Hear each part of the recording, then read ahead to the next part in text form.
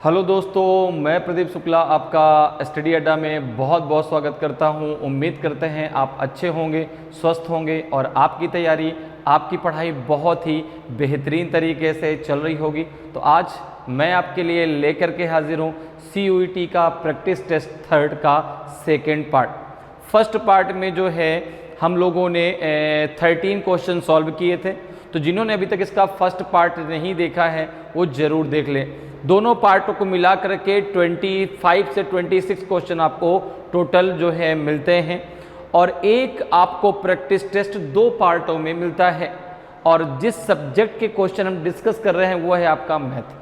तो जो आपका CUET का पेपर है जो मई में है, ठीक है ना, उसमें आपका जो सेक्शन थर्ड आएगा उसमें आपके 3 सब्जेक्ट्स क्वेश्चन पूछे जाएंगे, math, reasoning and general knowledge. तीनों से मिला के 25 क्वेश्चन आएंगे, 75 आएंगे, प्रत्येक पार्ट से 25, ठीक है ना। और आपकी जो है टोटल 75 क्वेश्चन होंगे, 60 क्वेश्चन आपको करने हैं 60 मिनट में। तो 25 रीजनिंग से, 25 मैथ से और 25 आपके जो है जनरल नॉलेज से। और जो आपका एक मैथ का पेपर होगा ना, वो एक डोमेन अलग है, उसका अलग से पेपर होगा। लेकिन जो इस वाले में आएगा, ठीक है ना, इस सेक्शन में आपका जो एक जनरल जो मैथ होती है वो आपसे पूछी जाएगी। तो हम जो है क्वेश्चन के माध्यम से हर एक टॉपिक के शॉर्टकट तरीकों को समझने की कोशिश करते हैं ताकि जो है आपकी कम समय में बहुत अच्छे से तैयारी हो सके, क्योंकि समय आपके पास कम है, ठीक है ना। और इस कम समय में सबसे अच्छा तरीका होता है कि क्वेश्चन के माध्यम से आप हर एक टॉपिक को समझ लें कि भाई उसके शॉर्टकट तरीके क्या हैं और कैसे शॉर्टकट तरीके से आप जो है क्वेश्चन को सॉल्व कर सकते हैं। तो जिन्होंने अभी तक जो है इसका फर्स्ट पार्ट नहीं देखा उसको देख लीजिए। और फर्स्ट और सेकंड जो दो आपको जो है कंप्लीट हो चुके हैं प्रैक्टिस टेस्ट, जिन्होंने अभी तक उनको भी उनको सॉल्व नहीं किया उसको भी वो है जो है कर लीजिए, ठीक है। तो चलिए आज की क्लास को स्टार्ट करते हैं। आज की क्लास जो है 14th नंबर क्वेश्चन से स्टार्ट होगी, क्योंकि फर्स्ट पार्ट में हम लोगों ने जो है 13th क्वेश्चन सॉल्व किए थे। मैंने आपको पहले बताया कि दोनों पार्ट को, एक प्रैक्टिस टेस्ट आपको दो पार्टों में मिलता है और दोनों पार्ट को मिला के आपको 25 से 26 क्वेश्चन जो है आपको मिलते हैं। कोशिश ये है कि हर एक टॉपिक जो है क्वेश्चन के माध्यम से आपका कंप्लीट हो सके, इसलिए हर एक टॉपिक से कोशिश रहती है क्वेश्चन को लेने की। तो चलिए स्टार्ट करते हैं आज की क्लास को। और आज की क्लास का जो है कह सकते हैं पहला क्वेश्चन और सेकंड जो है पार्ट का 14th नंबर क्वेश्चन, ठीक है।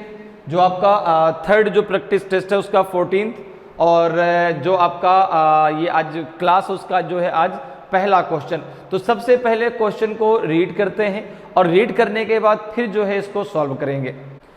तो सबसे पहले देखिए क्वेश्चन को रीड करते हैं। क्वेश्चन कह रहा है कि pure ghee cost 100 rupees per kg after adulterating it with vegetable oil costing 50 rupees per kg। A shopkeeper sells the mixture at 96 rupees per kg, thereby making a profit of 20%. In what ratio does we mix the two? शुद्ध घी की कीमत 100 रुपये प्रति kilo है, ठीक है। उसमें 50 रुपये किलो वनस्पति तेल मिला दिया गया। 50 रुपये प्रति किलो, यहाँ पे 50 रुपीज़ पर kg है ना, 50 रुपीज़ पर 50 रुपये प्रति किलो वनस्पति तेल मिला दिया, ठीक है ना। मिलावट के बाद एक दुकानदार इस मिश्रण को 96 रुपीज प्रति किलोग्राम की दर से बेचता है, जिससे 20% का लाभ होता है। दोनों को किस अनुपात में मिलाया जाए? 1:2 के रेशियो में, 3:2 की 3:1 की 2:3। तो यहाँ पे ध्यान रखिएगा जो आपका जो है वेजिटेबल ऑयल है वो 50 रुपीज पर kg का है। यहाँ पे आपका 50 रुपये प्रति किलोग्राम होना चाहिए, यहाँ पे क्या आना चाहिए? प्रति, ठीक है ना, ध्यान रखिएगा। अब देखो उसके पास, तो ये क्वेश्चन आपका मिक्सचर टॉपिक से। दो प्रकार के उसके पास ऑयल है, एक जो है उसके पास शुद्ध पेवर घी है और एक जो है उसके पास वनस्पति ऑयल है, ठीक है ना, वेजिटेबल ऑयल है। और दोनों को मिला के उसने एक मिक्सचर तैयार किया और मिक्सचर को जो है जब वह 96 रुपये पर kg बेचता है तो उसको 20% का क्या होता है? लाभ होता है। तो आपसे पूछा कि इन दोनों को किस रेशियो में मिलाया जाए। 50 kg वाला ऑयल कितना होना चाहिए और आपका 100 रुपीज पर kg वाला ऑयल कितना होना चाहिए। तो यहां पर देखो, अगर हम बात करें तो अगर मैं कहूं कि CP ऑफ पेवर घी कितना है, CP of pure ghee, CP of pure ghee, तो आप कहेंगे ये दिया गया है आपका 100 रुपीज पर kg। कितना है? 100 रुपीज पर kg। और CP of vegetable oil, CP of vegetable oil, CP of vegetable oil, तो आप कहेंगे ये है आपका 50 रुपीज पर kg, 50 रुपए पर kg है, ठीक है ना। अब अगर मैं बात करूं कि इन दोनों से मिलकर जो एक नया मिक्सचर तैयार हुआ, इन दोनों के मिलाने के बाद जो एक नया मिक्सचर तैयार हुआ, उस मिक्सचर का जो है आपका कॉस्ट प्राइस कितना है। क्योंकि जो 96 रुपीज दिया है तो CP दिया है, ये तो क्या दिया है, ये आपका जो है मिक्सचर का CP दिया है, SP दिया है, सॉरी CP ने क्या दिया है, SP सेलिंग प्राइस दिया है ना। क्योंकि मिक्सचर जो उसने बनाया वो इस रुपए पर, वो 96 रुपए पर kg पे वो मिक्सचर को बेच रहा है। तो SP of mixture oil, SP of mixture oil कितना है, आपने कहा 96 रुपीज पर kg है। अब मैं बात करूं तो इसमें प्रॉफिट परसेंटेज कितना है, प्रॉफिट परसेंटेज कितना है, तो प्रॉफिट है उसको 20% का, प्रॉफिट है उसको 20% का। तो मैं अगर आपसे कहूं कि CP ऑफ मिक्सचर ऑयल, अगर मैं आपसे कहूं कि CP of mixture oil, CP of mixture oil, तो ये हो जाएगा जो है आपका 96/120 इंटू 100 हो जाएगा, नहीं हो जाएगा, ठीक है ना। क्या हो जाएगा, CP ऑफ मिक्सचर ऑयल कितना हो जाएगा, 96 रुपीज वही सेलिंग प्राइस है और उसको 20% का इसमें प्रॉफिट हो रहा है। तो 20% का प्रॉफिट मतलब 100 + 20 तो 120 हो जाएगा। परसेंटेज लगा है तो अपॉन में 100 जाएगा, तो 100 ऊपर चला जाएगा तो इंटू 100 यहाँ पे हो जाएगा। देखो 0 से 0 कैंसिल हो जाएगा, 12 8 जा 96 हो जाएगा, अर्थात इसका CP आ जाएगा 80 रुपीज पर kg। इसका जो CP है, जो उसने मिक्सचर तैयार किया, तो उसका कॉस्ट प्राइस जो उसको पड़ रहा है वो 80 रुपीज पर kg पड़ रहा है, ठीक है ना। इसको हम मीन प्राइस भी कह सकते हैं, ठीक है भाई, दोनों को मिलाने के बाद। तो देखो अब यहाँ पर लगा दो मिक्सचर का रूल, उसने एक मिलाया है 50 रुपीज पर kg का, एक मिलाया है 100 रुपीज पर kg का। ये वेजिटेबल ऑयल है, ये पेवर घी है, जो मीन प्राइस है वो है 80 रुपीज पर kg। अब इसका जो माइनस करेंगे तो यहाँ पे आएगा, इसका जो माइनस करेंगे वो यहाँ पे आएगा। तो 80 - 50 कितना आ जाएगा आपका 20, ठीक है ना, सॉरी 30, कितना आ जाएगा 30, कितना आ जाएगा आपका, ये आ जाएगा 30। और जो इसको माइनस करेंगे तो यहाँ पे आएगा, तो 100 - 80 कितना आ जाएगा आपका 20।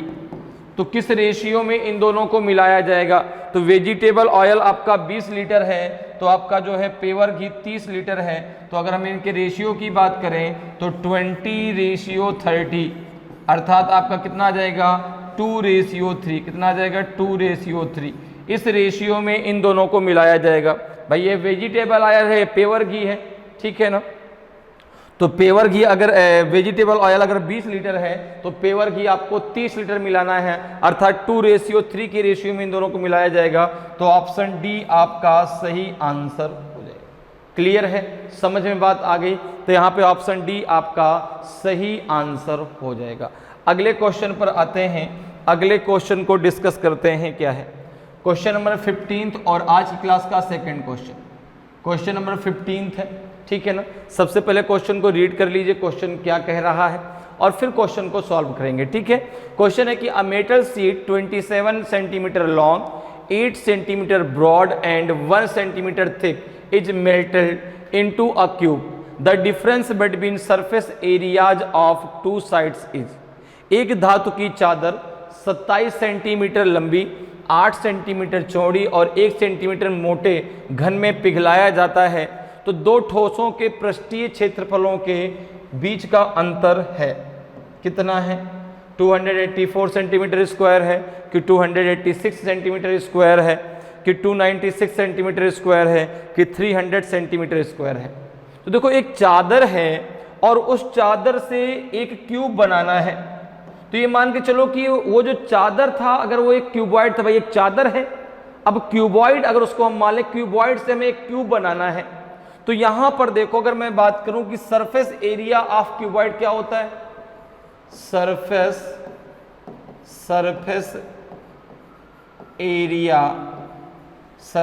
Area of cuboid. भाई एक चादर है तो क्यूबॉइड ही तो होगा, वो घना भी तो होगा। अब उसको पिघला के एक क्यूब बनाया जाएगा, ठीक है ना। क्यूब और क्यूबॉइड में क्या डिफरेंस होता है, तो आपने कहा कि भाई जो क्यूब है उसका जो है LBH तीनों सेम होता है, ठीक है ना, अर्थात लेंथ ब्रीथ और हाइट तीनों सेम होगी, और जो आपका जो है क्यूबॉइड है उसका LBH अलग अलग होता है, ठीक है ना। तो अब यहां पर देखो ये एक आपका क्यूबॉइड तो उसको LBH अलग है ना, देखो 27 सेंटीमीटर का क्या है लेंथ है, 8 सेंटीमीटर ब्रॉड अर्थात चौड़ा है, और 1 सेंटीमीटर थिक अर्थात क्या है मोटा है, ठीक है ना। तो यहां पे अगर मैं बात करूं तो सबसे पहले मैं निकाला तो सरफेस एरिया ऑफ क्यूबॉइड अर्थात जो सीट है उसका सरफेस एरिया टोटल कितना है। तो आपने कहा कि अगर मैं बात करता हूं सरफेस एरिया ऑफ क्यूबॉइड तो ये हो जाता है 2 इंटू क्या होता है आपका LB प्लस आपका जो है BH प्लस HL। H क्या है, B क्या है, L क्या है, समझ में बात आ गई, ठीक है। यहां पे L मतलब क्या हो गया लेंथ, B मतलब क्या हो गया आपका ब्रॉड अर्थात जो चौड़ाई है ब्रीथ, और H मतलब जो आपकी मोटाई दी गई, जो उसकी हाइट दी गई है, ठीक है ना। अब जो है यहां से आप क्या निकालेंगे, यहां से आपका निकल के आ जाएगा जो है सरफेस किसका सरफेस एरिया क्यूबॉइड का सरफेस एरिया। तो यहां पर देखिए आपका जो है L कितना दिया गया है, तो आपने कहा L बराबर दिया गया है आपका 27, ठीक है, और ब्रीथ कितनी दी गई है, तो ब्रीथ दी गई है आपकी 8 और हाइट कितनी दी गई है 1 सेंटीमीटर, ठीक है।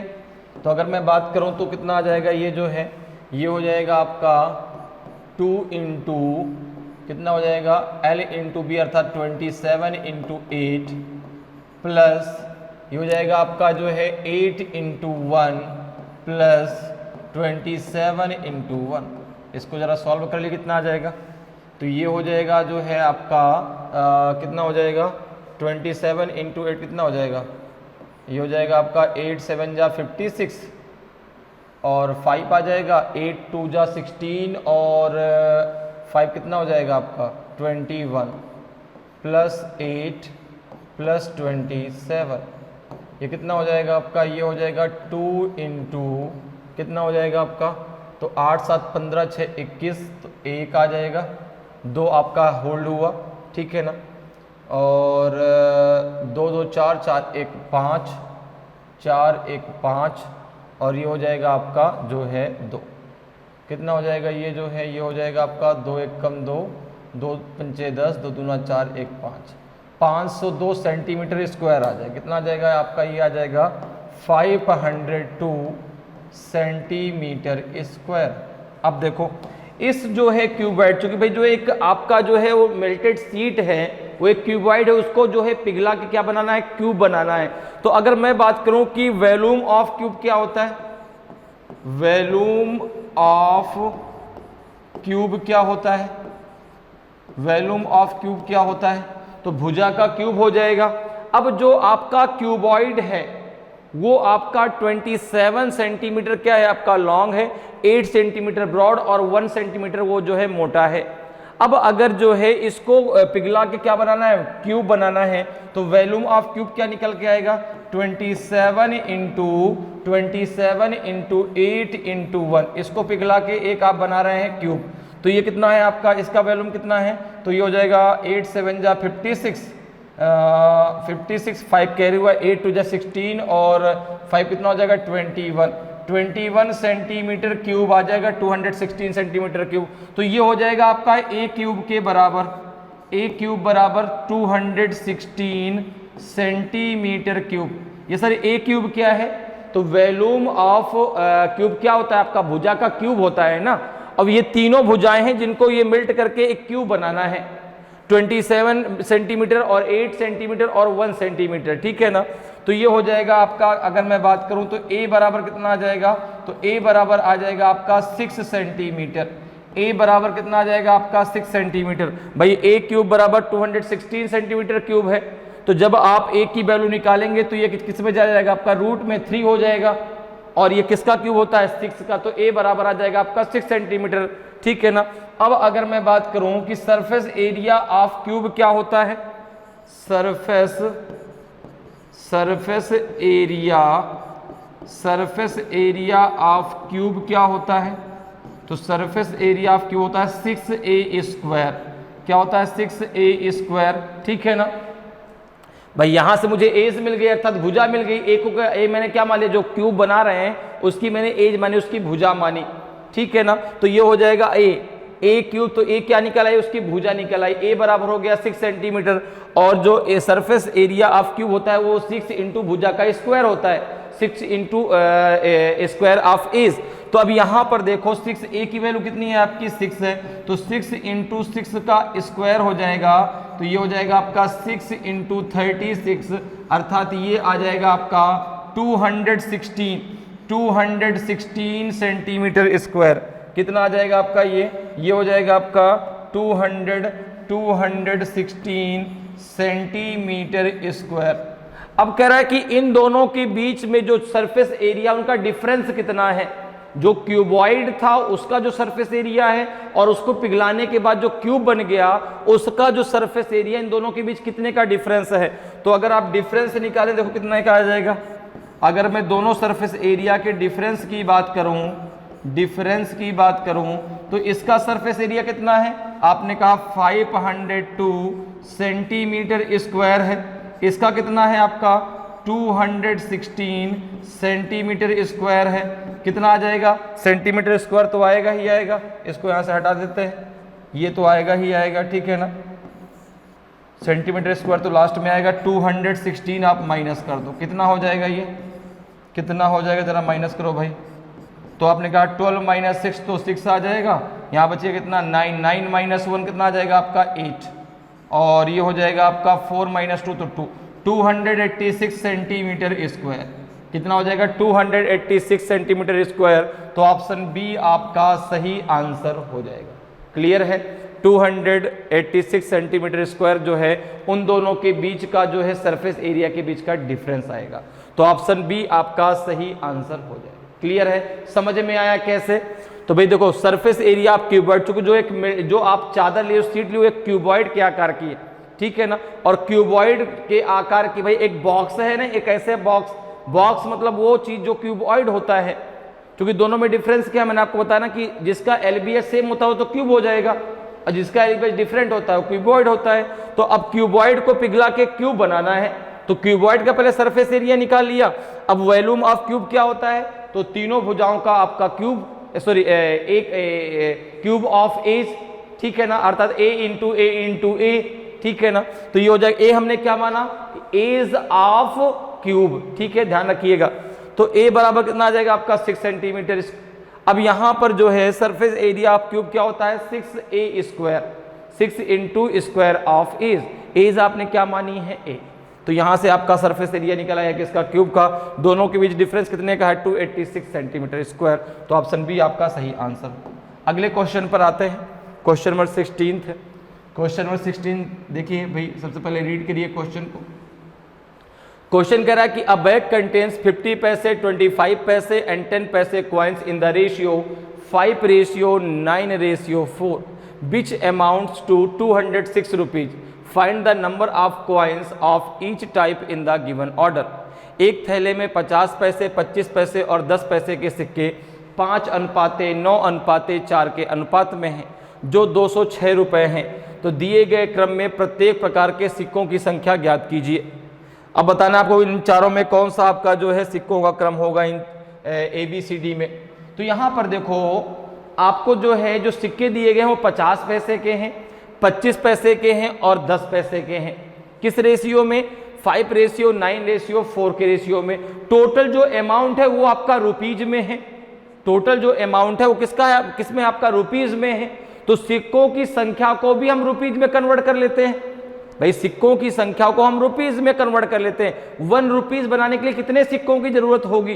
तो अगर हम यहां पर देखें तो जो है क्वाइंस का रेशियो क्या दिया गया है, तो आपने कहा कि क्वाइंस रेशियो दिया गया है आपका, रेशियो दिया गया है आपका 5:9:4। अच्छा यहां पे जो 25 रेशियो किस क्रम में है? 50 पैसे, 25 पैसे एंड 10 पैसे। अब एक चीज जरा बताइए कि अगर मुझे भाई 50 पैसे को 1 रुपीज बनाना है, भाई सिक्कों की संख्या को मैं रुपीज में कन्वर्ट कर लेता हूं, तो अगर मुझे 50 पैसे के यहां पे कितने सिक्के दिए गए हैं? 5, 25 पैसे के 9 और 10 पैसे के 4। अब यहां पर एक चीज जरा सोचिए कि अगर मुझे 50 पैसे को 1 रुपीज बनाना है तो 50 पैसे के 2 सिक्के चाहिए होंगे। अगर मुझे 25 पैसे को 1 रुपीज बनाना है तो मुझे जो है भाई 25 पैसे के 4 सिक्के चाहिए होंगे, क्योंकि टोटल आपकी 100 पैसे में वैल्यू जानी चाहिए ना। तो 52 जा 100, 25 4 जा 100 और 10 10 जा 100, अर्थात 10 पैसे के 10 सिक्के मुझे चाहिए होंगे, 10 कॉइन्स मुझे चाहिए होंगे, तब वो 1 रुपए के बराबर होंगे। तो यहां पर देखो अगर मैं बात करूं, यहां पे अगर मैं बात करूं तो अकॉर्डिंग टू क्वेश्चन, और यहां पे ध्यान रखिएगा 50 पैसे कितने सिक्के हैं? 50 पैसे के 5 रेशियो में, ठीक है ना। और 25 पैसे कितने हैं? 25 पैसे के सिक्कों का जो शेयर है वो कितना है आपका? 9। और 10 पैसे के सिक्कों का शेयर कितना है आपका? 4। अब यहां पर हम बात कर लेते हैं, यहां पे हमने x नहीं माना, x y z कुछ नहीं माना, हम यहां पे 1 वैल्यू मान के चलते हैं, ठीक है ना। अब देखो, अब अगर मैं बात करूं कि अकॉर्डिंग टू क्वेश्चन, अगर मैं बात करूं कि according to question, according to question प्रश्न के अनुसार, अकॉर्डिंग टू क्वेश्चन प्रश्न के अनुसार, तो यहां पे आप देखेंगे भाई 50 पैसे के सिक्कों का शेयर कितना है? 5। और अब मैंने आपको शुरुआत बताया कि अगर 50 पैसे के सिक्कों को हमें 1 रुपीज में कन्वर्ट करना है तो मुझे 2 सिक्के चाहिए होंगे, 25 पैसे के 4 सिक्के, 10 पैसे के 10 सिक्के। तो यहां पे जरा देखिए, यहां पे क्या हो जाएगा आपका? ये हो जाएगा 5/2 प्लस 9/4 प्लस 4/10 इक्वल्स टू हो जाएगा आपका 206 रुपीज के बराबर में। क्लियर है? समझ में बात आई? भाई 50 पैसे के 2 सिक्के, तो 50 पैसे के सिक्कों का शेयर कितना है? 5, तो 5/2। 25 पैसे के 4 सिक्के, 25 पैसे के सिक्कों का शेयर कितना है? 9, तो 9/4। 10 पैसे के 10 सिक्के, तो 10 पैसे के सिक्कों का शेयर कितना है? 4, तो 4/10। अब ये इसको हमने किस में कन्वर्ट कर लिया? रुपीज में, तो बराबर हो जाएगा 206 रुपीज के। अब जो है इनका जरा एलसीएम ले लो, कितना आएगा? इनका जरा एलसीएम लो, कितना आएगा? 2, 4 और 10 का एलसीएम हो जाएगा 20। 2, 4 और 10 का एलसीएम हो जाएगा 20, तो 2 10 जा कितना हो जाएगा आपका 20, ये हो जाएगा 50, प्लस हो जाएगा 4 5 जा 20, तो ये 45 हो जाएगा, और 10 2 जा तो ये 8 हो जाएगा, इक्वल्स टू हो जाएगा 206 के। तो यहाँ से 1 की वैल्यू आ जाएगी, ठीक है ना। कितना हो जाएगा आपका? ये हो जाएगा आपका 1 इक्वल्स टू हो जाएगा 206 इंटू 8 नहीं इंटू 20 अपॉन हो जाएगा कितना? ये हो जाएगा 103। 103 कितना हो जाएगा? 103। इसको जो ऐड करोगे तो 103 आएगा, तो 1 इक्वल्स टू कितना आ जाएगा? 206 इंटू 20 अपॉन ये चला जाएगा। तो 1 हमने यहाँ पे माना है, आप चाहे तो x y z कुछ भी मान सकते हैं। यहाँ पे आप मान लेते हैं कि 5x 9x 4x, तो यहाँ से x की वैल्यू आ जाती है। हमने x नहीं माना तो वहाँ पे 1 हमने मान लिया है, ठीक है, इसमें कोई प्रॉब्लम नहीं। देखो 1 की वैल्यू कितनी आ जाएगी? तो हो जाएगा कितनी बार जाएगा? 2 टाइम कट जाएगा, तो ये हो जाएगा आपका 1 इक्वल्स टू 2 इंटू 20, अर्थात 1 की वैल्यू आ जाएगी 40। 1 की वैल्यू आ जाएगी आपकी 40। तो यहाँ पर देखो सिक्कों का जो 50 पैसे के सिक्कों का शेयर कितना था? 5, तो 5 इंटू 40 अर्थात 50 पैसे के सिक्के हैं 200, ठीक है ना। 9 इंटू कितना हो जाएगा आपका 40, तो ये हो जाएंगे आपके 360, और 4 इंटू 40 तो इनकी संख्या हो जाएगी 160। इनकी संख्या हो जाएगी आपकी 160, तो 200 360 160, तो ऑप्शन ए आपका सही आंसर हो जाएगा। ऑप्शन ए आपका सही आंसर हो जाएगा। 50 पैसे के 200 सिक्के, 25 पैसे के 360 सिक्के और 10 पैसे के 160 सिक्के होंगे, तब इनसे मिलकर जो है 206 रुपए बन जाएंगे। क्लियर है? तो ऑप्शन ए आपका सही आंसर हो जाएगा। अगले क्वेश्चन पर आते हैं। अगला क्वेश्चन देखिए 17 नंबर का क्वेश्चन। क्वेश्चन को पहले रीड कर लेते हैं, क्वेश्चन क्या आपसे कह रहा है, फिर क्वेश्चन को सॉल्व करने की कोशिश करते हैं। ठीक है, कोशिश अपनी लगातार जारी है कि आपको अच्छे से अच्छे तरीके से समझाया जा सके, जो उसका शॉर्टकट तरीका है। ठीक है ना, जो उसका शॉर्टकट तरीका मैं आपको वही केवल समझा रहा हूँ। ठीक है, अब देखो यहाँ पे क्वेश्चन पहले रीड कर लेते। देखो क्या है, the difference between the compound interest and simple interest on a certain sum of money at 12% per annum for 2 years is 90 rupees, then sum is. एक निश्चित राशि पर 12% प्रतिवर्ष की दर से 2 वर्ष के लिए चक्रवृद्धि ब्याज और साधारण ब्याज के बीच का अंतर 90 रुपए है, तो राशि कितनी है? यहाँ पे 90 रुपीज होना चाहिए, यहाँ पे 90 रुपीज होना चाहिए। कितने का डिफरेंस है? 90 रुपीज का डिफरेंस है। ठीक है ना, 90 रुपए का डिफरेंस है। तो आपसे पूछा है कि वह आपका जो है मूलधन कितना है, प्रिंसिपल कितना है, ABCD में कौन सा आपका सही आंसर होगा? तो यहाँ पर जरा देखें, अगर हम बात करें तो दिया गया है कि सिंपल इंटरेस्ट और कंपाउंड इंटरेस्ट के बीच का जो डिफरेंस है, अच्छा रेट ऑफ इंटरेस्ट कितना है आपका? 12%। समय कितना है? 2 ईयर के लिए, और इनके बीच का जो डिफरेंस है वो आपका 90 रुपीज है। तो प्रिंसिपल कितना है? तो अगर आप यहां पर बात करें तो सिंपल इंटरेस्ट का फॉर्मूला क्या होता है? तो आपने कहा सिंपल सा ही होता है P into R into T, P into R into T upon 100। ठीक है, जहां पे P क्या है आपका? प्रिंसिपल है, R क्या है? रेट ऑफ इंटरेस्ट है, और T क्या है आपका? टाइम है। तो प्रिंसिपल तो आपको निकालना है, प्रिंसिपल तो आपको निकालना है, तो P हो गया। रेट ऑफ इंटरेस्ट आपका 12% है, टाइम है 2 वर्ष का, अपॉन हो जाएगा 100। तो ये हो जाएगा आपका जो है सिंपल इंटरेस्ट आ जाएगा जो है इक्वल्स टू आ जाएगा आपका 24p अपॉन 100। कितना आ जाएगा? 24p upon 100। क्लियर है? यहां तक किसी कोई दिक्कत? भाई सिंपल इंटरेस्ट बराबर क्या होता है? PRT अपॉन 100, जहां P क्या है आपका? प्रिंसिपल, R क्या है? रेट ऑफ इंटरेस्ट, T क्या है आपका? टाइम। तो रेट ऑफ इंटरेस्ट कितना है? 12%, टाइम है आपका 2 इयर्स के लिए, प्रिंसिपल हमें पता करना है, तो 24p अपॉन 100। अब देखो कंपाउंड इंटरेस्ट क्या होता है? CI बराबर क्या होता है?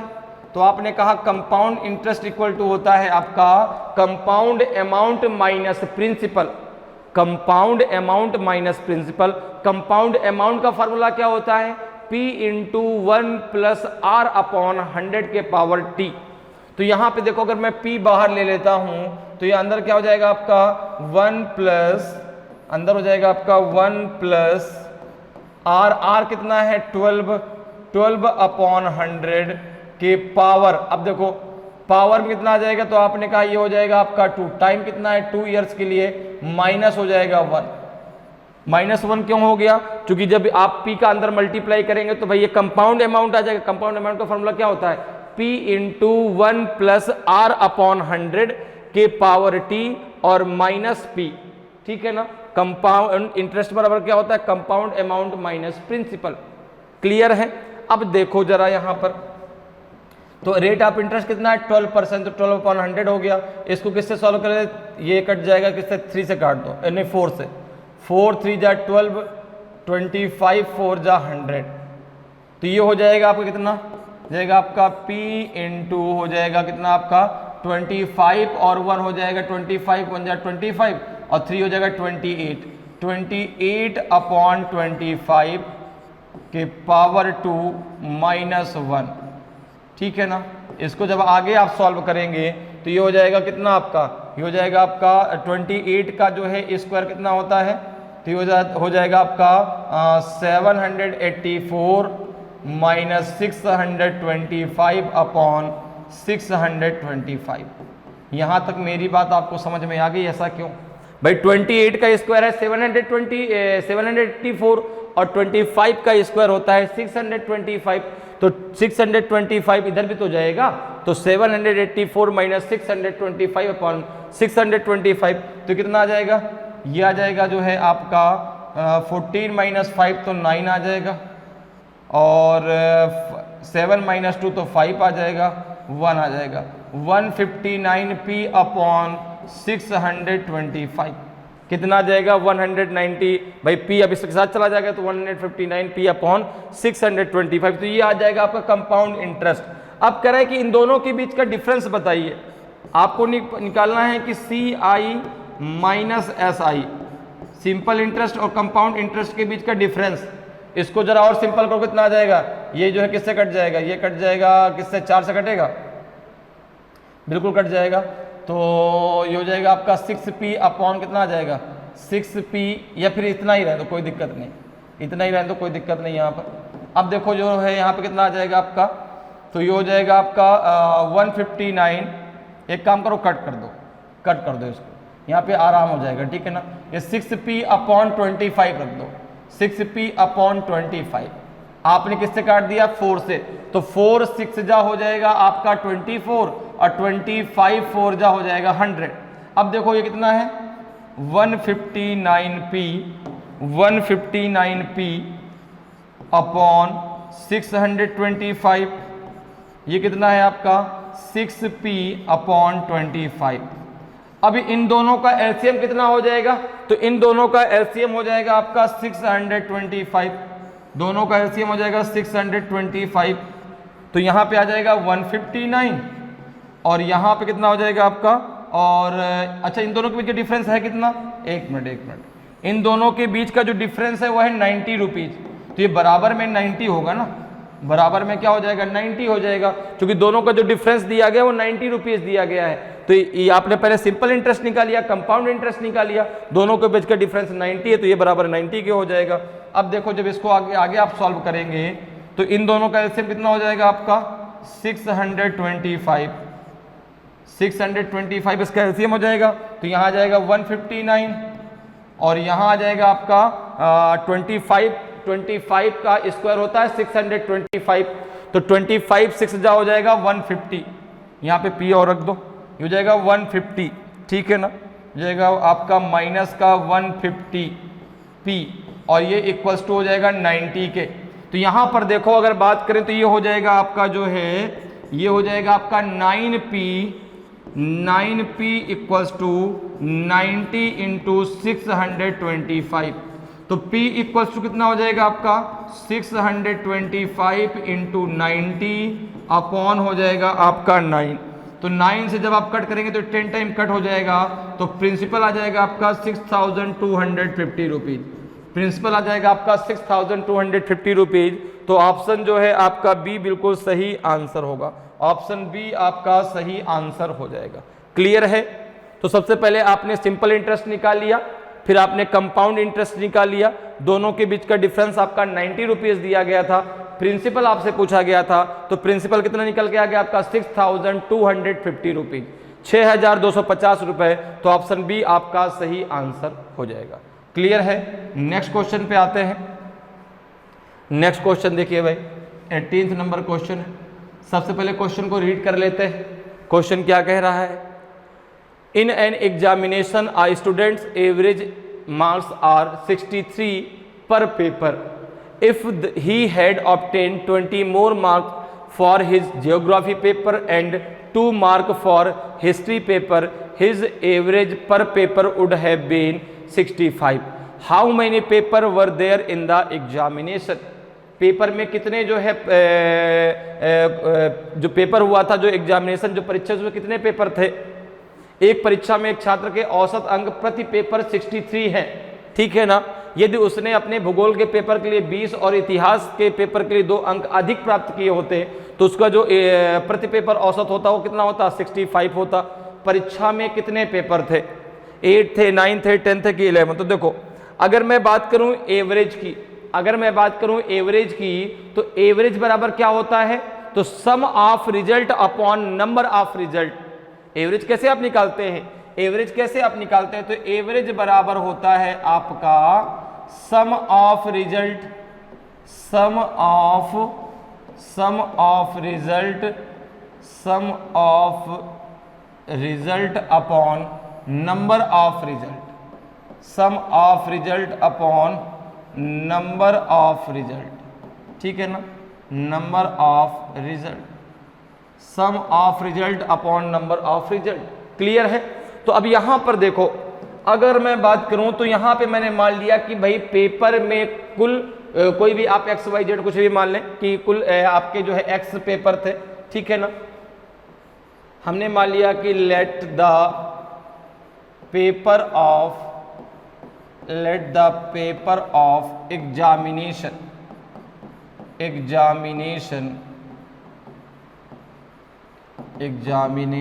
Is x. कितने पेपर थे? एक्स पेपर थे। क्लियर है? अब देखो क्या कह रहा है। अच्छा, तो यहां पे अगर मैं बात करूं कि टोटल कितने उसके नंबर आए, भाई 63 नंबर उसके पर पेपर थे। तो अगर मैं बात करूं कि उसके टोटल नंबर कितने होंगे, टोटल नंबर कितने हो जाएंगे, तो आपने कहा कि अगर x पेपर थे तो उसके टोटल नंबर हो जाएंगे 63x, टोटल नंबर हो जाएंगे 63x। अब जो है, अब हम बात कर लेते हैं अकॉर्डिंग टू क्वेश्चन, अब हम बात कर लेते हैं अकॉर्डिंग टू क्वेश्चन, अब हम बात कर लेते हैं अकॉर्डिंग टू क्वेश्चन, प्रश्न के अनुसार, अकॉर्डिंग टू क्वेश्चन प्रश्न के अनुसार।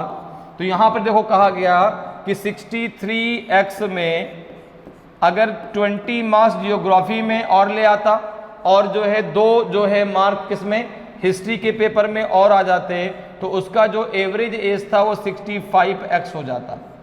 भाई टोटल पेपर अगर x थे तो टोटल मार्क अगर 63 इंटू एक्स थे, तो अगर ये इतने नंबर वो और बढ़ा के ले आता तो उसका जो टोटल नंबर था वो 65 इंटू एक्स हो जाता।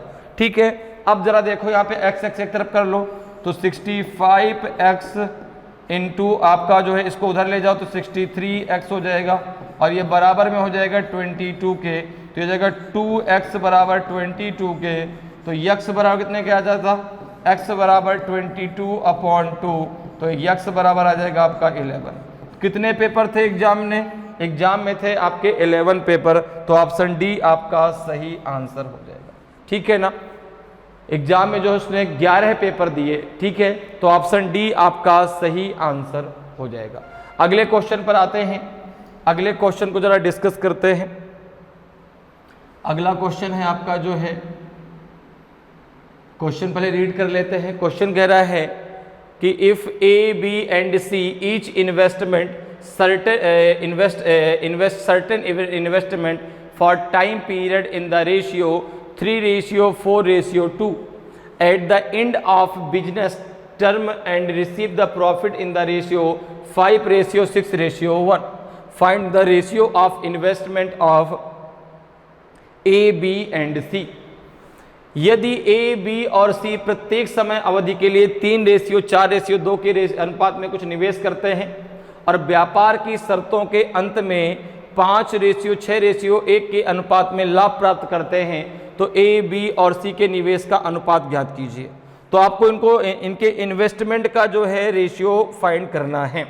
तो देखो भाई, जो जितना इन्वेस्टमेंट करेगा, जो किसी व्यापार में बिजनेस में जितना पैसा लगाएगा, जितने समय के लिए लगाएगा, ठीक है ना, जितने समय के लिए लगाएगा उसी रेशियो में तो उसको भाई प्रॉफिट मिलेगा। तो अगर मैं कहूं कि product of investment and product of investment ratio and time ratio equals to किसके हो जाएगा आपका जो है रेशियो ऑफ प्रॉफिट, होगा कि नहीं होगा भाई? जो आपका इन्वेस्टमेंट का जो रेशियो है और जो आपका जो है टाइम का जो रेशियो है, इनका जो गुणनफल है वो आपका प्रॉफिट के रेशियो के बराबर होगा। क्योंकि जो व्यक्ति जितना पैसा जितने समय के लिए इन्वेस्ट करेगा उसको जो प्रॉफिट है उसी रेशियो में तो उसको मिलेगा। तो यहाँ पे पूछ रहा है कि उनके निवेश का अनुपात कितना है। तो आपने मान लिया कि लेट द इन्वेस्टमेंट रेशियो मान लेते हैं, ठीक है ना, let the investment ratio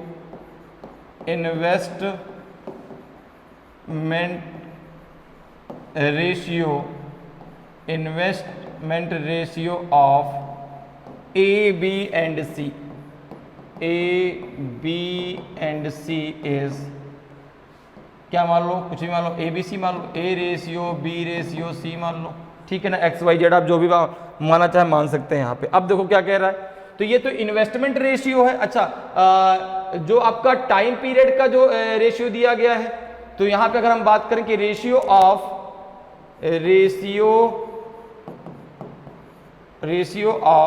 investment period,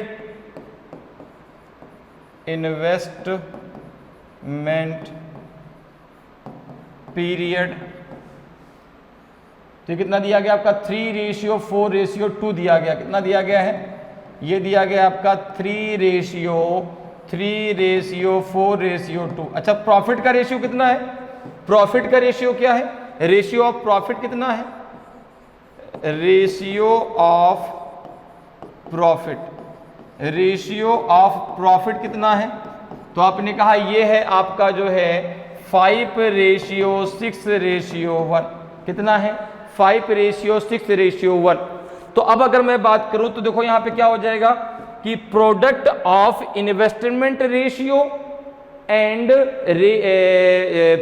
ratio of period, ठीक है ना, product of investment ratio and ratio of investment period, ठीक है ना, बराबर किसके हो जाएगा, रेशियो ऑफ प्रॉफिट के।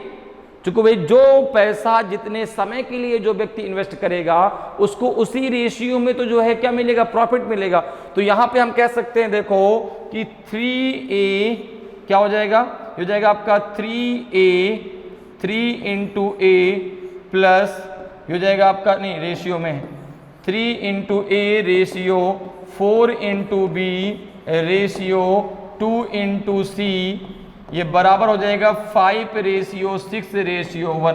तो product of investment ratio and investment period equals to ratio of profit, ठीक है।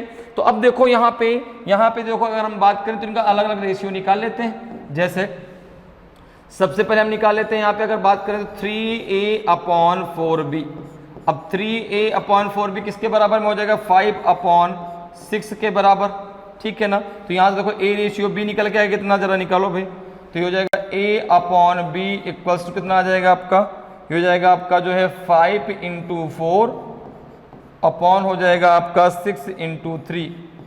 तो ये हो जाएगा 2 से कट कर दो, 2 2 जा 4, 2 3 जा 6, तो ये हो जाएगा आपका 10/9।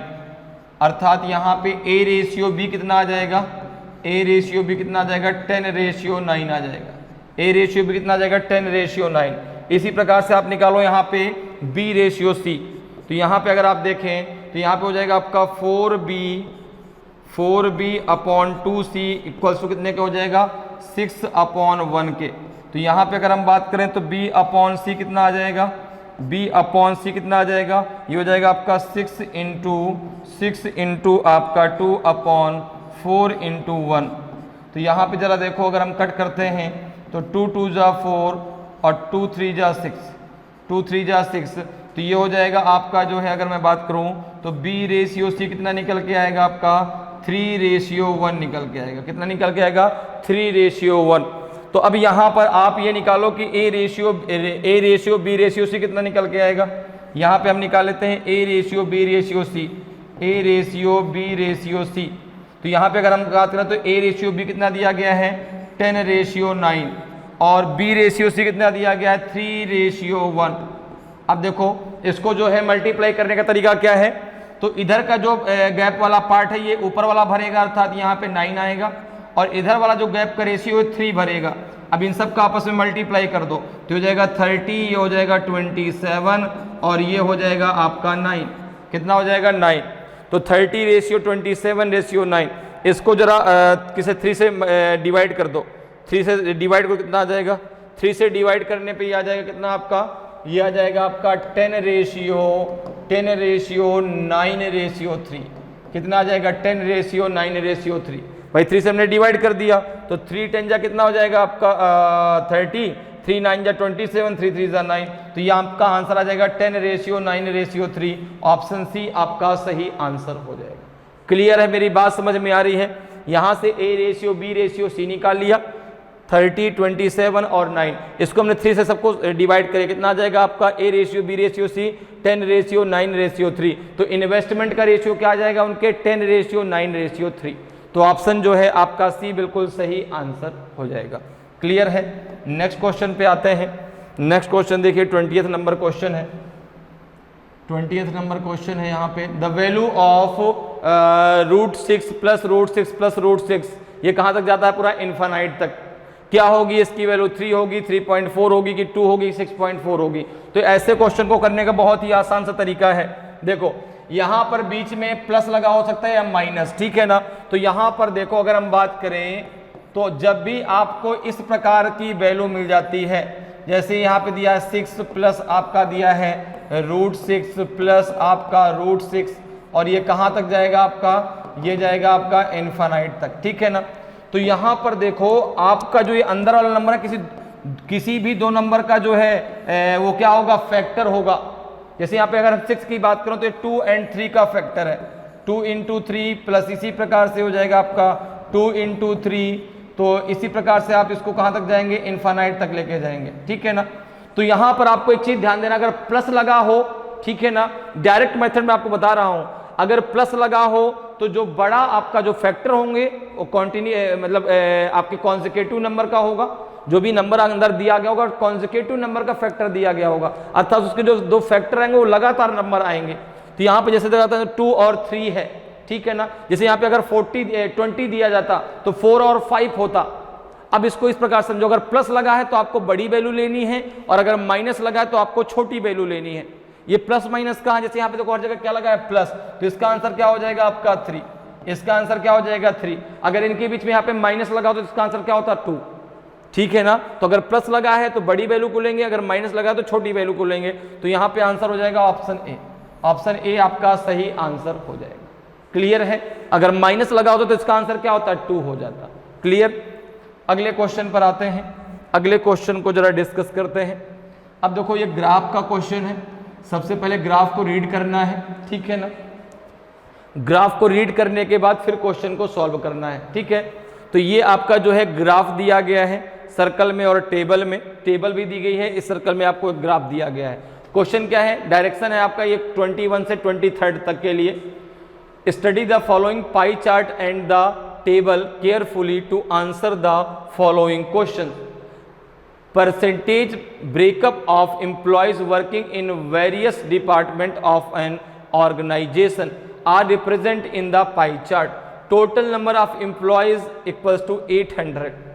निम्नलिखित प्रश्नों के उत्तर देने के लिए निम्नलिखित पाई चार्ट और तालिका का ध्यानपूर्वक अध्ययन करें। एक संगठन के विभिन्न विभागों में कार्यरत कर्मचारियों का प्रतिशत विभाजन पाई चार्ट में दर्शाया गया है। कर्मचारियों की कुल संख्या कितनी है? 800 है। अब यहां पर देखो क्या दिया गया है टेबल में आपको? डिपार्टमेंट और नंबर ऑफ मेल्स दिए गए हैं। जैसे यहां पे देखो प्रोडक्शन डिपार्टमेंट में कितने मेल काम करते हैं? 245, एचआर में 12, आईटी में 74, मार्केटिंग में 50 और अकाउंट्स में 93। टोटल एम्प्लॉय कितने हैं? 800 हैं। अगर मैं बात करूं इस पाई चार्ट की तो इसमें जो है आपको परसेंटेज दिया गया है। देखो अकाउंट्स में कितने परसेंट है? 30%, प्रोडक्शन में 35%, मार्केटिंग में 10%, आईटी में 20%, एचआर में 5%। तो यहां से आपको निकल आएगा कि इसमें इस प्रोडक्शन या प्रोडक्शन डिपार्टमेंट में या अकाउंट डिपार्टमेंट में टोटल कितने कर्मचारी हैं, और मेल और फीमेल को मिला के यहां से निकलेगा। और नंबर ऑफ मेल्स आपको यहां पर दिया गया है। नंबर ऑफ मेल्स की जो संख्या वो आपको यहां पर दी गई है, ठीक है ना। क्लियर है। जैसे अगर मैं यहां पर बात करूं कि अकाउंट डिपार्टमेंट में टोटल कर्मचारी कितने हैं? अकाउंट डिपार्टमेंट में टोटल कर्मचारी कितने हैं? तो आपने कहा कि इसमें है कितने परसेंट? इसमें है आपके 30%। टोटल है कितने? 800। तो आपने कहा 800 का 30% निकाल दो। 800 का 30% अगर हम निकालते हैं तो 0 से 0 कैंसिल हो जाएगा। ये हो जाएगा आपका 240।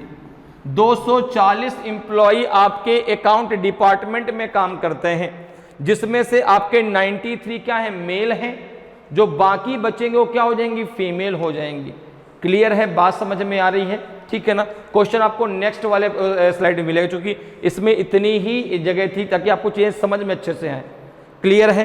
तो ये क्या दिया गया है, परसेंटेज उस विभाग में टोटल कर्मचारियों का, ठीक है ना। और ये जो टेबल दी गई है इसमें आपको नंबर ऑफ मेल्स की संख्या दी गई है। जैसे अगर मैं आपसे कहूं कि account department number of female कितनी होंगी, तो आपने कहा कि अगर मुझे अकाउंट डिपार्टमेंट में फीमेल की संख्या निकालनी है, अगर मुझे अकाउंट डिपार्टमेंट में फीमेल की संख्या चाहिए, तो टोटल कर्मचारी आपके 240 हैं, 93 देखो आपके मेल काम करते हैं अकाउंट डिपार्टमेंट में। तो यहाँ पे इसको माइनस कर दो, कितना आ जाएगा आपका 10 माइनस 3 तो 7, और यहाँ बचेगा कितना आपका 3, तो 13 माइनस 9 कितना हो जाएगा आपका, तो 4, और ये बचेगा आपका 147 आपका सही आंसर हो जाएगा। ठीक है ना, क्लियर है। तो अकाउंट डिपार्टमेंट में 93 आपके मेल और 147 आपकी फीमेल वर्कर काम करती हैं। क्लियर। अब आते हैं अपने क्वेश्चन पे। इस चीज को आप समझ गए, इस चीज को समझ गए, ठीक है ना। ये पाई चार्ट क्या दर्शाता है, टेबल क्या दर्शा रहा है, टेबल आपके नंबर ऑफ मेल्स को दर्शाता है कि किस डिपार्टमेंट में कितने नंबर ऑफ मेल्स काम करते हैं। ठीक है, चलो अब आते हैं देखिए क्वेश्चन पे। क्वेश्चन जो है इसी पर डिपेंड है, जो आपने पाई चार्ट और जो टेबल पढ़ी उसी में है। अब सबसे पहले क्वेश्चन को रीड कर लीजिए, क्वेश्चन आपसे क्या पूछ रहा है, फिर उसी के आधार पे हमें इसको सॉल्व करना है। तो the number of male working in the marketing department is what percent of the total number of employees working in that department. विपणन विभाग में काम कर रहे पुरुषों की संख्या उस विभाग में कार्यरत कर्मचारियों की कुल संख्या का कितना प्रतिशत है। तो आपने कहा कि अगर मैं बात करूं यहां पर, तो पूछ रहा है कि जो आपका मार्केटिंग डिपार्टमेंट है उसमें जो आपके पुरुष वर्क करते हैं, ठीक है ना, वो जो है टोटल कर्मचारियों का कितना प्रतिशत है।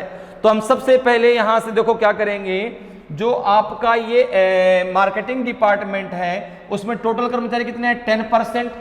उसमें टोटल कर्मचारी कितने हैं, 10%, और टोटल है कितने आपके 800 कर्मचारी।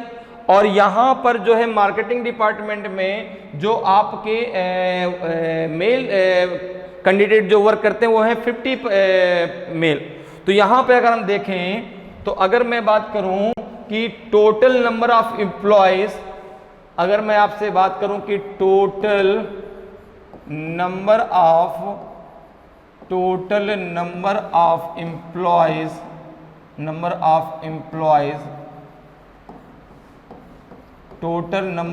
Employees working in marketing department, working in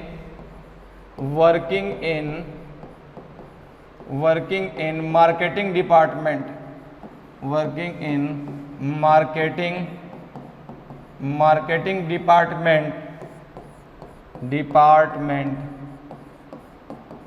कितना हो जाएगा आपका, ये हो जाएगा आपका 800। टोटल है आपके 800, और मार्केटिंग डिपार्टमेंट में कितने बच्चों, मार्केटिंग डिपार्टमेंट में केवल 10% वर्क करते हैं। तो ये हो जाएगा 800 का 10% कितना हो जाएगा, तो 800 इंटू 10/100। तो ये हो जाएगा आपका 0 से 0 कैंसिल हो जाएगा, और ये आ जाएगा आपका 80। कितना आ जाएगा आपका 80 आ जाएगा। क्लियर है यहां तक। तो टोटल कितने आ गए आपके 80। अब यहां पे अगर हम बात करें कि भाई जो मेल है वो कितने हैं इस डिपार्टमेंट में, तो मार्केटिंग डिपार्टमेंट में मेल की संख्या कितनी है, 50 है। ठीक है ना।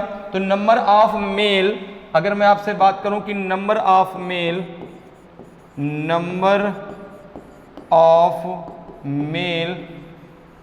Working in marketing department, working in marketing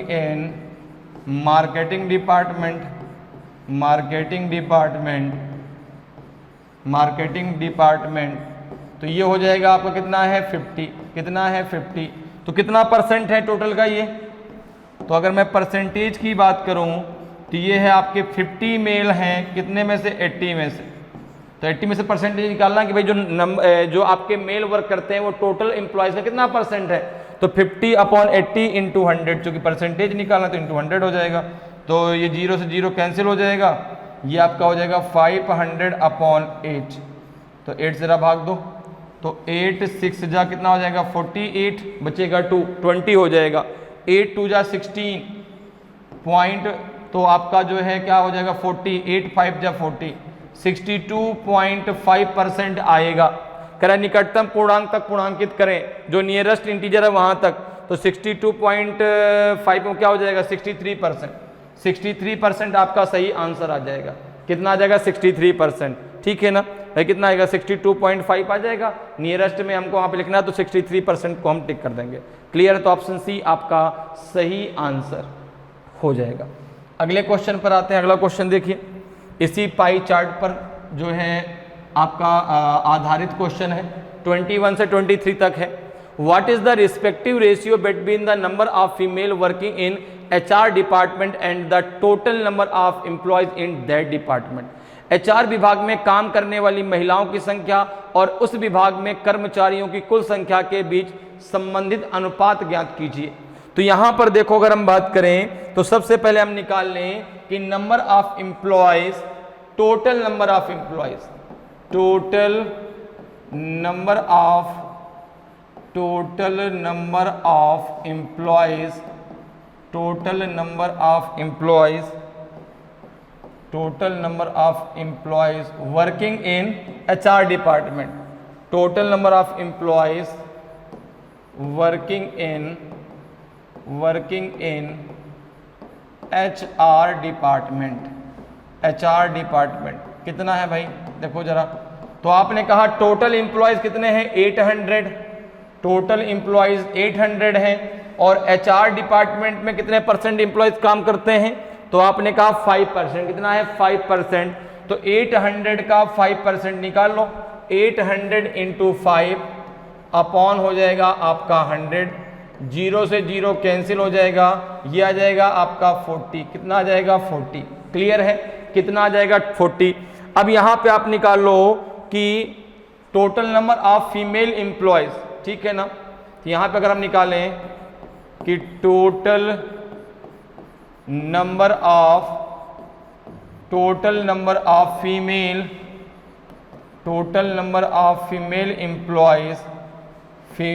employees, total number of female employees working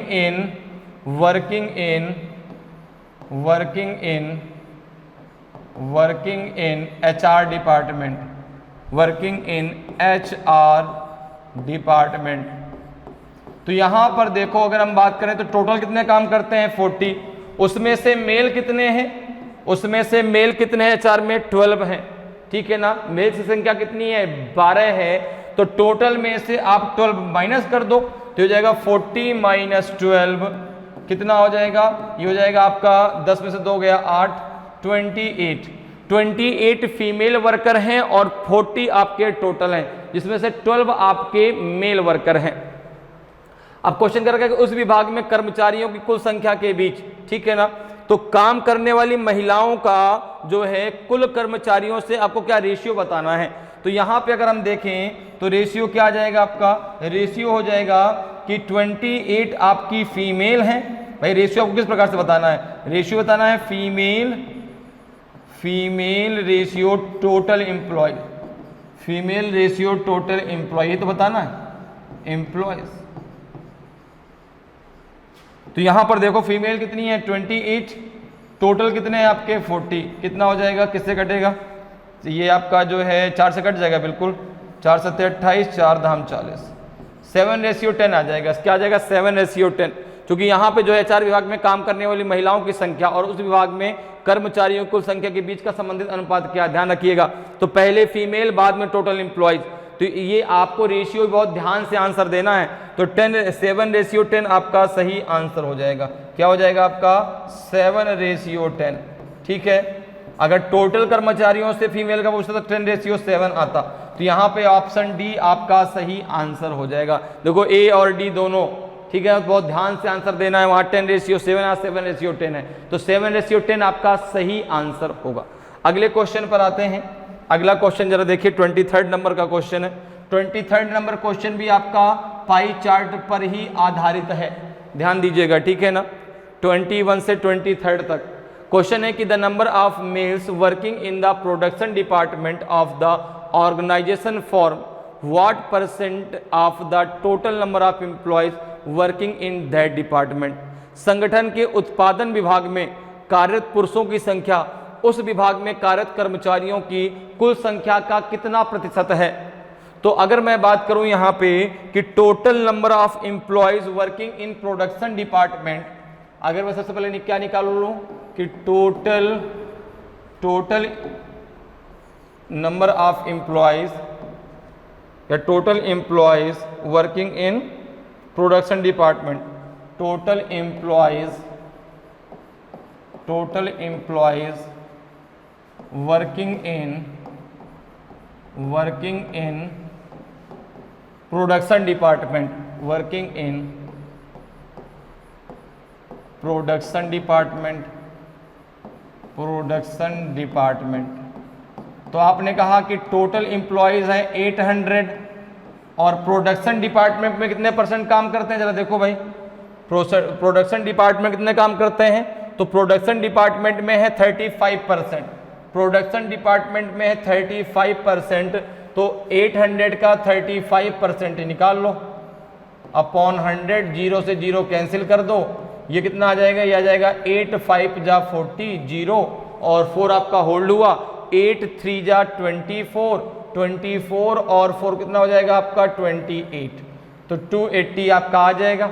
ठीक है ना। तो ये जो है टोटल, ये टोटल एम्प्लॉयज आ गए। अब कह रहा है कि उस विभाग में कार्यरत पुरुष जो हैं वह टोटल एम्प्लॉयज का कितना परसेंट है। तो अगर मैं बात करूं कि टोटल मेल एम्प्लॉयज, अगर मैं आपसे बात करूं कि total mail employees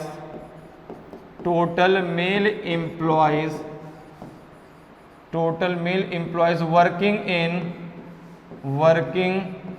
in production department,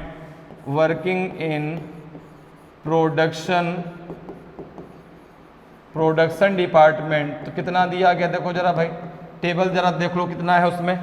तो आपने कहा कि ये है आपका प्रोडक्शन में है 245, कितना है 245, कितना है आपका 245, कितना आ जाएगा आपका 245 है 245।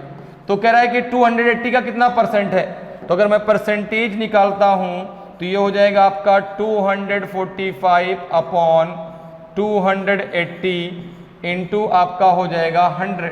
ठीक है ना। तो ये 0 से 0 कैंसिल हो जाएगा आपका, 0 से 0 कैंसिल हो गया। अभी किससे आप 2 से कैंसिल कर दो, तो 2 से कैंसिल करेंगे कितनी बार जाएगा आपका 14 टाइम। ठीक है ना। ये 5 टाइम, यहाँ जरा इसका गुणा कर लो या फिर इसमें इसका भाग दे लो, तो मल्टीप्लाई कर लेते हैं, कितना आ जाएगा 5 5 जा हो जाएगा 25, बचेगा 2 आपका होल्ड हुआ, 5 4 जा हो जाएगा 20 और 2 कितना हो जाएगा 22 और 5 2 जा 10 और 2 हो जाएगा आपका 12, ये हो जाएगा आपका 14। अब जो है 14 का जो है आप भाग दे दो किसमें 1200, 14 का भाग दे दो आप जो है 1225 में, कितना परसेंट आएगा देखो जरा भाई। तो 14 6 जा कितना होता है, तो हो जाएगा 14 6 जा होता है आपका कितना 84, 14 7 जा होता है 98। ठीक है ना। 14 8 जा, अगर 8 टाइम लेते हैं तो 8 4 जा 32 और 8 1 जा 8 और 8 और 3 कितना हो जाएगा 11। ठीक है ना। तो ये जो और 9 टाइम अगर लेते हैं तो 9 4 जा कितना हो जाएगा आपका 36, ज़्यादा हो जाएगा वो। ठीक है ना भाई। अगर 14 9 जा की बात हम करें कितना आ जाएगा, तो 9 4 जा 36, 3 आपका हुआ, 9 1 जा 9, 9 3 कितना हो जाएगा 126, ज़्यादा हो जाएगा ना। तो ये जो है कितनी टाइम जाएगा 8 टाइम, 8 टाइम जो है जो कितना हो जाएगा आपका, तो 2 में से 2 गया 0 और यहाँ कितना बचेगा आपका, ये हो जाएगा आपका 1, ये हो जाएगा आपका 5, अभी जाएगा 7 टाइम, कितना जाएगा 7 टाइम, कितना हो जाएगा आपका 98, कितना हो जाएगा आपका 98। तो 15 में से 8 गया 7, डेसिमल लगाया 0 बढ़ाया 14 5 जा आपका 70 होता है, पूरा का पूरा कैंसिल हो गया। तो ये हो जाएगा कितना परसेंट आ जाएगा, ये आ जाएगा जो है आपका, ये आ जाएगा आपका 87.5%। कितना आ जाएगा? 87.5%। तो ऑप्शन ए आपका सही आंसर हो जाएगा। क्लियर है? तो जो आपके मेल्स कैंडिडेट हैं वो टोटल कैंडिडेट का 87.5% है। क्लियर? तो ऑप्शन ए आपका सही आंसर हो जाएगा। अगले क्वेश्चन पर आते हैं। अगला क्वेश्चन जरा रीड करते हैं, देखिए क्या है। 24 नंबर क्वेश्चन है। 24 नंबर क्वेश्चन है आपका। 24 नंबर क्वेश्चन आपका जो है, what should come in place of the question mark in the following equation. निम्नलिखित समीकरण में प्रश्न चिन्ह के स्थान पर क्या आना चाहिए? 31 के पावर 7.5 डिवाइडेड 31 के power 3/2 multiply 31 minus 3 equals to root 31 के पावर क्वेश्चन मार्क। अब आपको बताना कि जो क्वेश्चन मार्क है इसके स्थान पर क्या आएगा? 9/2 आएगा, 6 आएगा कि 7/2 आएगा कि आपका 4 आएगा? तो देखिए भाई यहां पर जो है आपको कैसे करना है इस क्वेश्चन को, तो आपको ये कॉन्सेप्ट याद रखना है। जिनको पता है बहुत अच्छी बात है, जिनको नहीं पता वो ध्यान से सुन लें। जब इस प्रकार से आपका दिया गया हो, ठीक है ना, तो ध्यान रखिएगा कि जब डिवीजन आता है तो जो पावर होती है वो आपस में क्या हो जाती है? सब्ट्रैक्ट हो जाती है, ठीक है ना। और मल्टीप्लिकेशन अगर लगा हो तो पावर आपस में ऐड हो जाती है। तो जैसे यहां पर देखें अगर हम, तो दिया गया आपका 31 के पावर 7.5, फिर डिवीजन लगा है, फिर आपका 31 के पावर 3/2 मल्टीप्लाई 31 के पावर -3। लेकिन हाँ बेस बराबर होना चाहिए। यहाँ पे है रूट 31 के power question mark. Question mark की वैल्यू आपको बतानी है, लेकिन हाँ ये बात ध्यान रखिएगा कि बेस बराबर होगा तभी ये होगा कि डिवीजन में जो पावर है वो क्या हो जाएगी? आपस में सब्ट्रैक्ट हो जाएगी और मल्टीप्लिकेशन में आपस में ऐड हो जाएगी। अब देखो यहाँ पे डिवीजन लगा है तो ये हो जाएगा 31 के पावर, अब 7.5 को मैंने लिख दिया 75/10, ये माइनस का हो जाएगा 3/2 और मल्टीप्लाई हो जाएगा 31 के पावर -3 इक्वल्स टू हो जाएगा आपका रूट 31 के पावर में क्वेश्चन मार्क। अब देखो जरा इसको जब आप सॉल्व करेंगे कितना आ जाएगा? ये 31 के पावर, इसका एलसीएम हो जाएगा आपका 10, सो 75, ये माइनस का हो जाएगा आपका कितना? 15 मल्टीप्लाई 31 के पावर -3 इक्वल्स टू हो जाएगा आपका रूट 31 के पावर है आपका क्वेश्चन मार्क। ठीक है, ये कितना हो जाएगा? ये हो जाएगा आपका 60। तो 31 के पावर 6 मल्टीप्लाई 31 के पावर -3 इक्वल्स टू, इसको आप क्या लिख सकते हैं? 31 के पावर 1/2। तो इसको हम क्या लिख दें? क्वेश्चन मार्क बाई 2 लिख दें भाई। इसको हम क्या लिख सकते हैं? रूट 2 को 1/2 लिख सकते हैं और यहाँ पे मल्टीप्लाई क्या हो जाएगा आपका? Question mark. तो इसको आप क्वेश्चन मार्क बाई 2 भी लिख सकते हैं, ध्यान रखिएगा। ठीक है ना। अब देखो आगे सॉल्व कर लो जरा इसको। तो यहाँ पे 6 आ जाएगा भाई, ये 60/10 हो जाएगा। तो 10 से 60 को डिवाइड करेंगे तो 6 हो जाएगा। अब जो है मल्टीप्लाई में जो आपकी पावर होती है वो आपस में क्या होती है? ऐड हो जाती हैं। तो यहाँ पर देखो हो जाएगा 31 के पावर 6 प्लस माइनस का 3 इक्वल्स हो जाएगा 31 के power question mark by 2, question mark upon 2 हो जाएगा। अब देखो इसको जरा सॉल्व कर लीजिए, कितना हो जाएगा? ये हो जाएगा आपका 31 के पावर 6 माइनस 3 इक्वल्स टू 31 के पावर क्वेश्चन मार्क अपॉन 2। तो यहाँ पे हो जाएगा 31 के पावर 3 इक्वल्स टू 31 के पावर आपका क्वेश्चन मार्क अपॉन 2। जब दोनों आपकी जो है दोनों तरफ के बेस आपके बराबर हों तो पावर आपस में बराबर हो जाती हैं। तो ये हो जाएगा 3 equals to question mark upon 2। तो क्वेश्चन मार्क इक्वल्स टू हो जाएगा आपका 6, क्वेश्चन मार्क इक्वल्स टू कितना हो जाएगा आपका 6। ये दोनों आपस में मल्टीप्लाई हो जाएगा तो 3 2 जा 6। तो ऑप्शन बी आपका सही आंसर हो जाएगा। ऑप्शन बी आपका सही आंसर हो जाएगा। क्लियर है? तो क्वेश्चन मार्क जगह क्या जाएगा आपका? 6 आ जाएगा। ऑप्शन बी आपका सही आंसर होगा। अगले क्वेश्चन पर आते हैं। अगला क्वेश्चन आपका है 25 नंबर का क्वेश्चन है। क्वेश्चन को पहले रीड करते हैं और फिर क्वेश्चन को सॉल्व करते हैं। कि a chocolate has 12 equal pieces. Manju gave 1/4 of it to Anju. 1/3 of it to Sujata and 1/6 of it of Fiza. The number of pieces of chocolate left with Manju. एक चॉकलेट के 12 बराबर टुकड़े हैं, मंजू ने इसका 1/4 हिस्सा अंजू को, 1/3 हिस्सा जो है सुजाता को और 1/6 फिजा को दिया। मंजू के पास चॉकलेट के टुकड़ों की संख्या कितनी है? बहुत ही सिंपल सा क्वेश्चन, तो एकदम समझ सकते हैं कि एकदम हलवा वाला क्वेश्चन है। तो मंजू के पास जो है, मंजू के पास टोटल है कितने टुकड़े?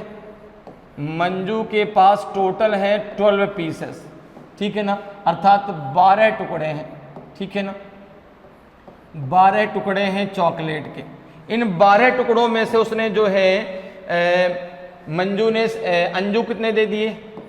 मंजू ने अंजू को कितना दे दिया? तो आपने कहा 12 का 1/4 दे दिया, अर्थात 3 टुकड़े उसको दे दिया। सुजाता को कितना दे दिया? सुजाता को कितना दे दिया? तो आपने कहा 12 का 1/3 अर्थात 4 पीसेस उसको दे दिए। फिजा को कितना दे दिया? फिजा को दे दिया जो है 12 का 1/6 अर्थात 2 टुकड़े जो है उसने सुजाता को दे दिया। तो अगर मैं बात करूं कि लेफ्ट पीसेस, अगर मैं बात करूं लेफ्ट पीसेस, ठीक है ना, लेफ्ट पीसेस कितना हो जाएगा? तो आपने कहा ये हो जाएगा जो है, टोटल कितने थे? 12, दिए कितने उसने? तो आपने कहा 3 + 4 + 2, तो ये हो जाएगा आपका 12 माइनस 4 3 7 2 9, तो ये हो जाएगा आपका 3। कितने सुजाता के मंजू के पास बचे? अभी 3 टुकड़े उसके पास अभी और बचे हैं, तो ऑप्शन सी आपका सही आंसर हो जाएगा। यही तरह की चॉकलेट लेफ्ट विथ मंजू, तो कितना हो जाएगा? लेफ्ट पीसेस कितने हो जाएंगे आपके? 3, तो 3 पीसेस अभी मंजू के पास और बचे हैं। भाई टोटल उसके पास 12 पीसेस थे, तो अंजू को उसने 1/4 दे दिया अर्थात 3 पीस दे दिया। सुजाता को उसने 1/3 दे दिया अर्थात 4 पीस दे दिया। फिजा को 1/6 दे दिया अर्थात 2 पीस दे दिया। तो टोटल उसने 9 पीस तो बांट दिए, तो अभी कितने पीस बचे हैं उसके पास? 3 पीस और बचे हैं, तो ऑप्शन सी आपका सही आंसर हो जाएगा। तो इस प्रकार से जो है आप बहुत आसानी से मैथ के क्वेश्चनों को सॉल्व कर सकते हैं। और फर्स्ट और सेकंड दोनों पार्ट को मिला के जो है हम लोगों ने टोटल 25 क्वेश्चन सॉल्व किए। तो जिन्होंने अभी तक फर्स्ट पार्ट को नहीं देखा वो फर्स्ट पार्ट को भी देख ले, ठीक है। और उम्मीद करते हैं कि आज की क्लास आपको बहुत अच्छे से समझ में आई होगी, बहुत अच्छे से आपके सारे कॉन्सेप्ट क्लियर हुए होंगे, हर क्वेश्चन आपको बहुत अच्छे से समझ में आया होगा। तो अगर आज की क्लास आपको अच्छी लगी हो, आज का वीडियो आपको अच्छा लगा हो और अभी तक आपने वीडियो को लाइक नहीं किया तो वीडियो को लाइक जरूर करें। अगर आप नए हैं और अभी तक आपने चैनल को सब्सक्राइब नहीं किया तो चैनल को सब्सक्राइब जरूर कर लें, ताकि आपको क्लास की जानकारी समय समय पर मिलती रहे और आपकी तैयारी बेहतरीन तरीके से चलती रहे। तो आज के लिए इतना ही, फिर मिलेंगे। जय हिंद, जय भारत।